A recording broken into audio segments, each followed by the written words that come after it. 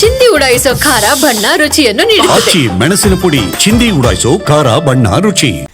ಇನ್ನು 4-5 ದಿನಗಳಲ್ಲಿ ಕೇರಳಕ್ಕೆ ಅಪ್ಪಳಿಸುತ್ತಂತೆ ನೈಋತ್ಯ ಮಾನ್ಸೂನ್. ಪ್ರತಿ ವರ್ಷ ಜೂನ್ 1ನೇ ತಾರೀಕು ಕೇರಳಕ್ಕೆ ಎಂಟ್ರಿ ಆಗ್ತಾ ಇದ್ದಂತ ಮುಂಗಾರು ಈ ಬಾರಿ ಅದಕ್ಕೂ ಮೊದಲೇ ಕೇರಳ ಪ್ರವೇಶಿಸುವಂತ ಸಾಧ್ಯತೆ ಇದೆ. ನೋಡಿ, ಈಗಾಗಲೇ ಒಂದೊಂದು ಸೈಕ್ಲೋನ್ನಿಂದನೂ ಕೂಡ ಭಾರತದ ಅನೇಕ ರಾಜ್ಯಗಳಲ್ಲಿ ಯಾವ ರೀತಿಯಾಗಿ ಮಳೆ ಎಫೆಕ್ಟ್ ಇದೆ ಗಮನಿಸ್ತಾ ಇದ್ದೀರಾ. ಬಟ್ ಈಗ ಮತ್ತೆ ನೈಋತ್ಯ ಮಾನ್ಸೂನ್ ಬಗ್ಗೆ ಎಚ್ಚರಿಕೆ ಕೇಳಿಬಂದಿದೆ. ಮೊದಲೇ ಕೇರಳ ಅಂದ್ರೆ ಈ ಬಾರಿ ಜೂನ್ 1ಗಿಂತ ಮುಂಚೆನೆ ಕೇರಳ ಪ್ರವೇಶ ಮಾಡುತ್ತೆ ನೈಋತ್ಯ ಮಾನ್ಸೂನ್ ಅಂತ. ದೇಶದಾದ್ಯಂತ ಮುಂಗಾರು ಮಳೆ ಸುರಿಯುವಂತ ನಿರೀಕ್ಷೆ ಇದೆ. ಈಗಾಗಲೇ ಶ್ರೀಲಂಕಾ, ಅಂಡಮಾನ್ಗೆ ಮಾನ್ಸೂನ್ ಎಂಟ್ರಿ ಆಗಿದೆ. ಅವಧಿಗೂ ಮೊದಲೇ ಮುಂಗಾರು ಎಂಟ್ರಿಯಿಂದ ಧಾರಾಕಾರವಾಗಿ ಮಳೆಯಾಗುವಂತ ಸಾಧ್ಯತೆ ಇದೆ.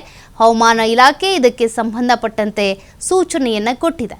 ಈಗಾಗಲೇ ಒಂದಷ್ಟು ರಾಜ್ಯಗಳಲ್ಲಿ ಯಾವ ರೀತಿಯಾಗಿ ಮಳೆ ಆಗ್ತಾ ಇದೆ ನೀವು ಗಮನಿಸ್ತಾ ಇದ್ದೀರಾ.